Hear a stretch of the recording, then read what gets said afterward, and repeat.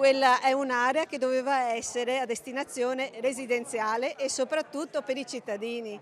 Cosa ci siamo trovati di fronte? Avere le briciole per i cittadini che avranno sì recupero di un po' di alloggi, ma circondati da alberghi. Io ho appena parlato con una persona a cui era stato assicurato di poter restare in affitto per tutta la vita nella sua casa.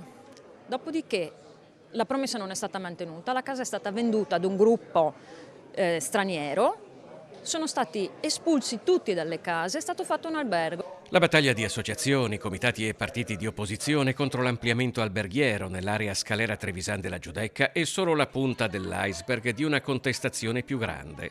Non solo perché poi nella stessa seduta la maggioranza ha anche approvato l'ampliamento di altri 11 hotel del centro storico, ma perché si tratta di scelte, e l'accusa, che si inquadrano in 10 anni di politiche in cui poco è stato dedicato alla residenzialità e alla lotta allo spopolamento. Questa giunta e la precedente da 10 anni non hanno fatto niente dal punto di vista residenziale.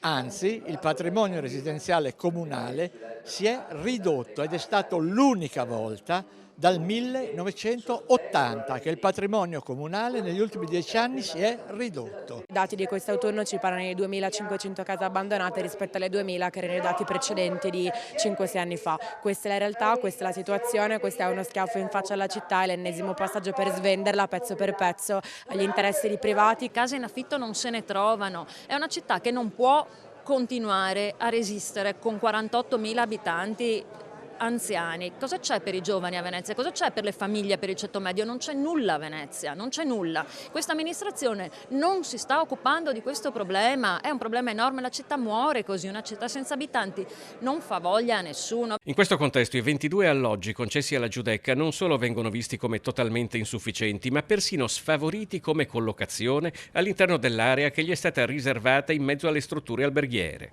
I veneziani saranno costretti per vedere la laguna ad affacciarsi da una fondamenta su cui si affacciano le case di turisti, cioè le stanze di turisti. Quindi i turisti avranno due attrazioni, la laguna e anche gli ultimi veneziani che vanno a vedersi un po' quel pezzetto di laguna che gli si permette.